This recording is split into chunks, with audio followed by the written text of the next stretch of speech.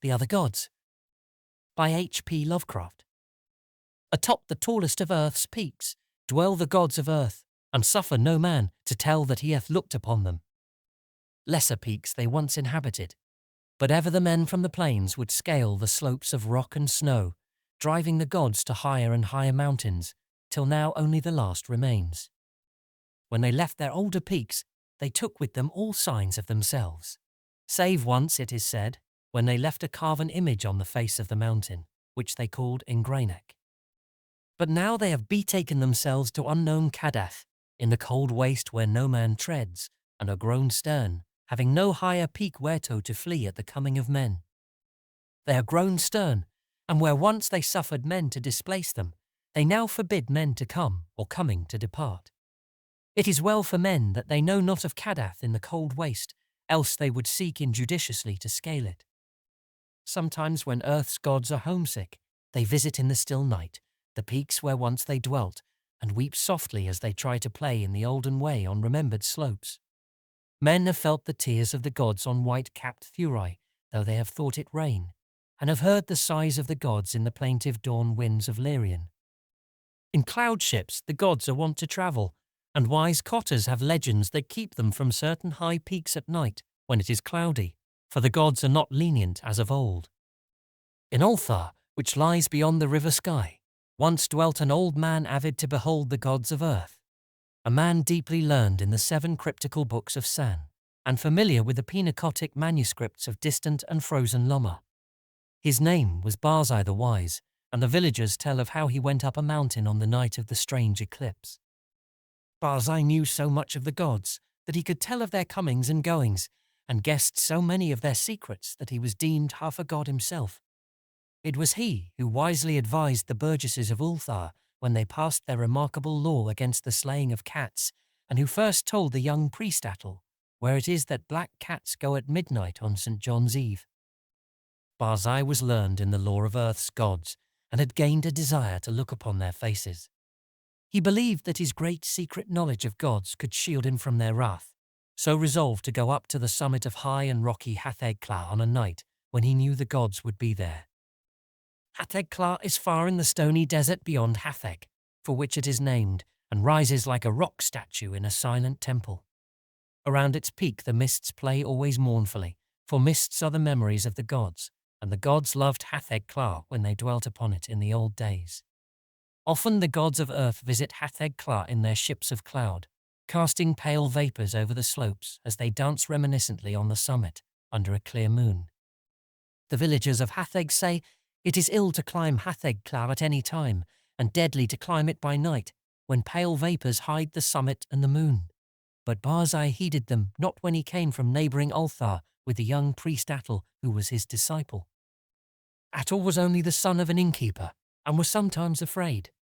But Barzai's father had been a landgrave who dwelt in an ancient castle, so he had no common superstition in his blood, and only laughed at the fearful cotters.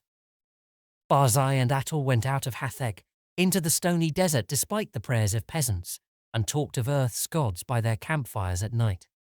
Many days they travelled, and from afar saw lofty Hatheg-Kla with his aureole of mournful mist. On the 13th day they reached the mountain's lonely base, and Atal spoke of his fears. But Barzai was old and learned and had no fears, so led the way boldly up the slope that no man had scaled since the time of Sansu, who is written of with fright in the mouldy Pinacotic manuscripts. The way was rocky and made perilous by chasms, cliffs, and falling stones. Later it grew cold and snowy, and Barzai and Atal often slipped and fell as they hewed and plodded upward with staves and axes. Finally the air grew thin, and the sky changed colour, and the climbers found it hard to breathe. But still they toiled up and up, marvelling at the strangeness of the scene and thrilling at the thought of what would happen on the summit, when the moon was out and the pale vapours spread around. For 3 days they climbed higher, higher, and higher toward the roof of the world. Then they camped to wait for the clouding of the moon. For 4 nights no clouds came, and the moon shone down cold through the thin mournful mists around the silent pinnacle. Then on the 5th night, which was the night of the full moon, Barzai saw some dense clouds far to the north, and stayed up with Atal to watch them draw near. Thick and majestic they sailed, slowly and deliberately onward, ranging themselves round the peak high above the watchers, and hiding the moon and the summit from view. For a long hour the watchers gazed, whilst the vapours swirled and the screen of clouds grew thicker and more restless. Barzai was wise in the lore of Earth's gods, and listened hard for certain sounds, but Atal felt the chill of the vapours and the awe of the night, and feared much. And when Barzai began to climb higher and beckon eagerly, it was long before Atal would follow. So thick were the vapours that the way was hard, and though Atal followed on at last, he could scarce see the grey shape of Barzai on the dim slope above in the clouded moonlight. Barzai forged very far ahead, and seemed despite his age to climb more easily than Atal, fearing not the steepness that began to grow too great for any, save a strong and dauntless man, nor pausing at wide black chasms that Atal scarce could leap. And so they went up wildly over rocks and gulfs, slipping and stumbling, and sometimes awed at the vastness and horrible silence of bleak ice pinnacles and mute granite steeps. Very suddenly, Barzai went out of Atal's sight, scaling a hideous cliff that seemed to bulge outward and block the path for any climber not inspired of Earth's gods. Atal was far below, and planning what he should do when he reached the place, when curiously he noticed that the light had grown strong, as if the cloudless peak and moonlit meeting place of the gods were very near.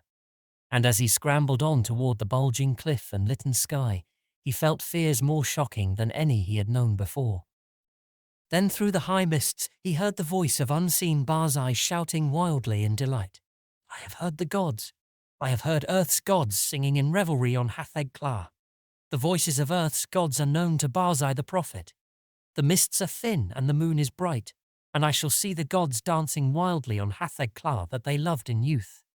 The wisdom of Barzai hath made him greater than Earth's gods, and against his will their spells and barriers are as naught. Barzai will behold the gods, the proud gods, the secret gods, the gods of Earth who spurn the sight of men." Atal could not hear the voices Barzai heard, but he was now close to the bulging cliff, and scanning it for footholds. Then he heard Barzai's voice grow shriller and louder. The mists are very thin, and the moon casts shadows on the slope. The voices of Earth's gods are high and wild, and they fear the coming of Barzai the Wise, who is greater than they. The moon's light flickers as Earth's gods dance against it. I shall see the dancing forms of the gods that leap and howl in the moonlight. The light is dimmer, and the gods are afraid. Whilst Barzai was shouting these things, Atal felt a spectral change in the air, as if the laws of Earth were bowing to greater laws.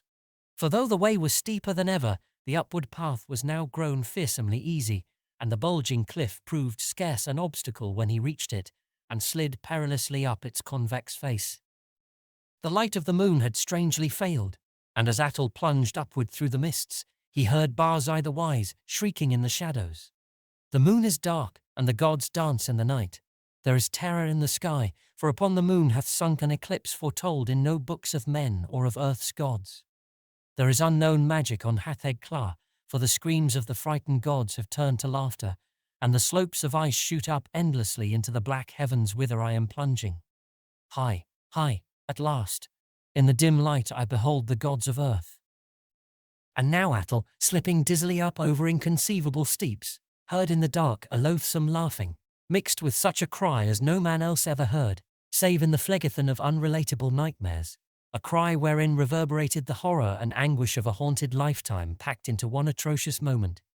The other gods, the other gods, the gods of the outer hells that guard the feeble gods of Earth. Look away, go back, do not see, do not see. The vengeance of the infinite abysses, that cursed, that damnable pit. Merciful gods of Earth, I am falling into the sky. And as Atal shut his eyes and stopped his ears, and tried to jump downward against the frightful pull from unknown heights, there resounded on Hatheg-Kla that terrible peal of thunder which awaked the good cotters of the plains, and the honest burgesses of Hatheg and Nur and Ulthar, and caused them to behold through the clouds that strange eclipse of the moon that no book ever predicted. And when the moon came out at last, Atal was safe on the lower snows of the mountain without sight of Earth's gods or of the other gods. Now it is told in the mouldy Pinacotic manuscripts that Sansu found naught but wordless ice and rock when he climbed Hatheg-Kla in the youth of the world. Yet when the men of Ulthar and Nur and Hatheg crushed their fears and scaled that haunted steep by day in search of Barzai the Wise, they found graven in the naked stone of the summit a curious and cyclopean symbol 50 cubits wide, as if the rock had been riven by some titanic chisel. And the symbol was like to one that learned men have discerned in those frightful parts of the Pinakotic manuscripts which are too ancient to be read. This they found. Barzai the Wise they never found, nor could the holy priest Atal ever be persuaded to pray for his soul's repose.